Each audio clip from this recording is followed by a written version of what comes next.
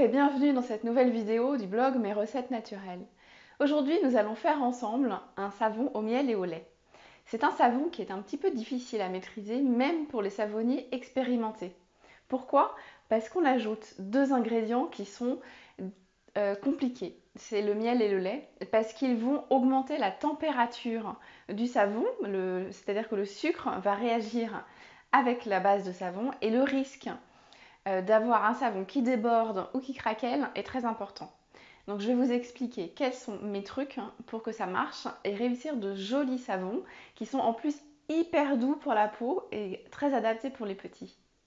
Donc dans ce savon, j'ai pas mis d'huile essentielle volontairement parce que c'est le savon que j'ai choisi pour mes enfants et que je mets dans leur salle de bain. Alors, dernière chose avant de commencer, si c'est votre premier savon, surtout vous vous arrêtez là, vous mettez la vidéo en pause et vous allez regarder les articles que je vais indiquer juste ici, qui sont ceux qui vous expliquent les bases pour préparer un savon à froid. Et c'est très très important pour votre sécurité. Apprenez déjà à faire un savon, comprenez bien les règles de sécurité et ensuite vous pourrez revenir ici pour faire ce savon au miel et au lait. Pour les autres, n'oubliez pas, commencez toujours par mettre vos équipements de sécurité, des gants, un masque ou des lunettes vraiment couvrantes. Vous voyez, moi j'ai quasiment un masque de chantier. Vous pouvez ajouter aussi un masque qui va protéger le nez pour éviter de respirer les émanations de la soude. Dans tous les cas, vous devez faire votre savon dans une pièce qui est bien aérée et vous pouvez ouvrir la fenêtre lorsque vous commencez à mélanger la soude. Tenez à distance les enfants et les animaux domestiques. Sachez aussi qu'il vous faut une plage de temps suffisamment longue pour pouvoir faire votre savon tranquillement sans être dérangé. Je compte 1h30 entre la préparation du savon et le nettoyage pour être vraiment tranquille. Alors, deux petits trucs avant de commencer ce savon. Le premier, qui est vraiment sympa pour faire un joli savon alvéolé sur le dessus, le truc c'est de couper une bande de papier bulle et de le mettre à l'intérieur de votre moule en mettant bien les bulles face vers le haut. Ça vous fera un savon avec un aspect gaufré. J'ai commencé à préparer ma base, donc j'ai ma soude, j'ai mon eau et j'ai ajouté dans l'eau du sel de table. Alors le sel de table, j'en mets systématiquement dans mes recettes de savon, je vous donnerai la quantité précise. C'est le secret pour faire en sorte que le savon soit plus facile à démouler. Le sel va rendre le savon plus dur et donc faciliter le démoulage et le temps de séchage. C'est-à-dire que sans ce sel, selon la température extérieure, la température qui fait chez vous, la recette de savon, c'est pas rare de devoir attendre 3 voire 4 jours avant de pouvoir démouler un savon à froid. Donc avec le sel, on peut diviser quasiment par 2 le temps d'attente et c'est quand même très pratique. Voilà, c'est parti pour cette recette de savon. À tout de suite.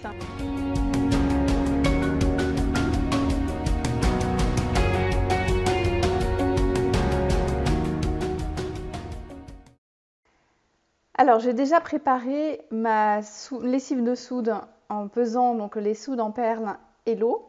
Et maintenant je vais faire chauffer tout doucement le lait à 30 degrés, pas plus, pour qu'il soit simplement tiédi.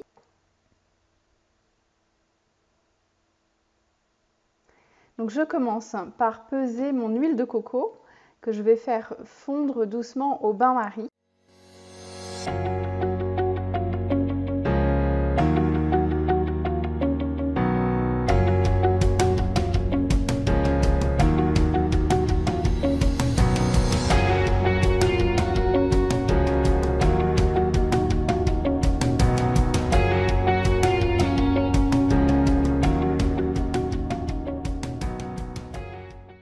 Ensuite, dans un autre saladier, vous allez peser toutes les huiles qui sont déjà liquides. Donc, on va commencer par l'huile d'olive, puis l'huile de colza,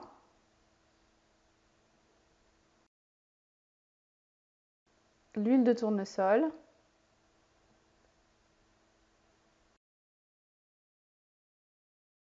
et vous terminez par l'huile de cartame.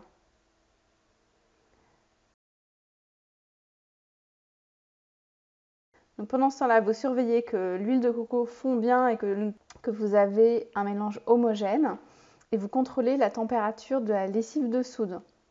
Le but du jeu, c'est d'arriver à avoir un écart maximum de 10 degrés entre votre mélange d'huile et votre mélange de soude. Et je rajoute une difficulté, c'est que pour ce savon qui contient donc du sucre avec le lait et le miel, vous ne devez pas dépasser 45 degrés. Donc comment on fait? Dès que votre huile de coco est prête, vous allez l'ajouter à votre saladier qui contient les huiles liquides. Et là, vous allez sortir votre thermomètre et contrôler alternativement la température des huiles et la température de la soude. Le petit truc que j'utilise, c'est que je mets mon récipient avec la soude dans un autre récipient plus grand qui contient de l'eau froide. Du coup, si vous avez besoin d'accélérer le processus, il suffit de mettre quelques glaçons dans l'eau froide et de mélanger en faisant très attention la soude pour ne pas faire d'éclaboussure, de façon à rapidement faire descendre la température. Donc dès que votre soude a baissé en dessous de 45 degrés, vous pouvez assembler les deux préparations. Et c'est là que la saponification va commencer. Et ensuite, en inclinant toujours le mixeur, vous allez verser tout doucement la soude sur le tronc en fait, sur le mixeur, de façon à ne pas ajouter de nouvelles bulles d'air.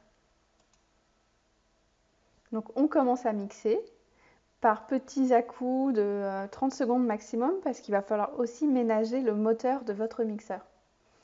La particularité avec cette recette, c'est que la trace, elle est longue à venir parce qu'en fait, il manque la moitié de liquide dans votre lessive de soude.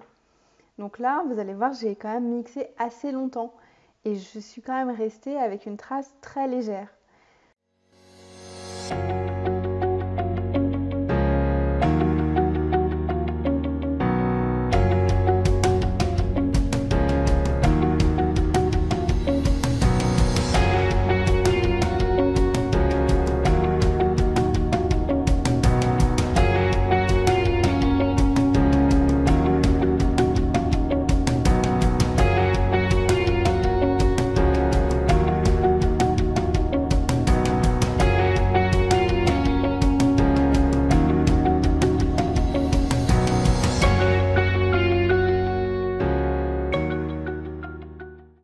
Donc je commence par ajouter le lait qui est à température de à peu près 30 degrés, qui devrait être la même température que mes huiles maintenant.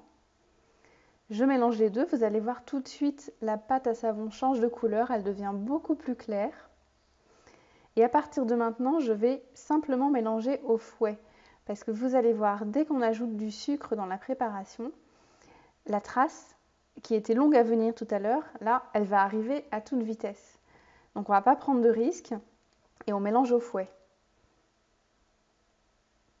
Une fois que le lait est bien intégré, que vous avez une couleur homogène, ensuite on va pouvoir ajouter le miel. Donc je compte pour cette recette 2 cuillères et demie à café de miel et pas plus. Faites bien attention à ne pas surdoser parce que c'est le facteur qui fait que vous allez rater votre savon. Si vous mettez plus que la dose que j'ai comptée pour cette recette, vous pouvez être quasiment sûr que votre savon va surchauffer. Donc 2 cuillères et demie, pas plus. Ensuite, pour donner une belle couleur bien jaune, j'aime bien ajouter de l'huile de rocou. C'est un colorant naturel, donc une poudre que j'ai préparée de la même façon qu'un macérat huileux, que j'ai préparé il y a longtemps. Ça se conserve des années sans problème. Donc pour colorer ma pâte à savon, j'ai ajouté quelques cuillères d'huile de rocou simplement. Et ensuite, toujours au fouet, je viens bien mélanger pour avoir une pâte à savon bien homogène. Ensuite, n'oubliez pas cette étape pour être sûr que le miel surtout est bien dispersé et que vous n'avez pas des petites poches qui vont rester dans votre savon final. Vous allez simplement donner quelques petits coups de mixeur, pas plus. À partir de ce moment-là, c'est terminé. Vous n'avez plus besoin de mélanger ni besoin de mixer. Donc maintenant, j'attrape mes 2 moules sur lesquels vous avez vu au fond, j'ai bien posé mon papier bulle avec les bulles vers le haut et je remplis simplement de pâte à savon en faisant attention que ce soit bien homogène et bien lisse sur la couche du dessus. Je peux aussi taper un ou deux coups sur mon plan de travail pour faire s'échapper encore une fois les éventuelles bulles qu'il pourrait y avoir. Et c'est tout, vous avez terminé votre savon au miel et au lait. Dernière étape, il va maintenant falloir le mettre au frais. Si vous laissez votre savon à température ambiante, ou encore pire, si vous le recouvrez d'un linge ou d'un morceau de carton pour forcer la phase de gel, là c'est sûr, vous allez avoir des problèmes. Le savon va surchauffer et ce qui va se passer, c'est qu'il va être très sombre au centre et qu'il risque de craqueler, voire même de déborder du moule. Donc, vous allez couvrir de papier cellophane, mettre dans votre frigo une feuille de papier pour protéger le socle de votre frigo et vous allez le mettre au frais 24 heures de façon à éviter la surchauffe. Au bout de 24 heures, vous pouvez laisser votre savon à température ambiante pour qu'il termine tranquillement la saponification et que vous puissiez le démouler quand il est bien dur.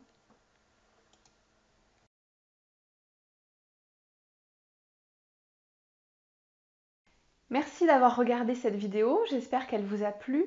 Un petit pouce bleu si vous avez aimé, abonnez-vous à la chaîne pour recevoir les prochaines vidéos. En attendant, vous êtes libre de recevoir gratuitement mon guide Parfumer les savons avec les huiles essentielles. Je mets le lien pour le télécharger juste sous la vidéo. Vous y trouverez aussi le lien vers l'article complet qui reprend toutes les étapes de la fabrication de ce savon. N'hésitez pas à me poser toutes vos questions dans les commentaires et je vous dis à très vite!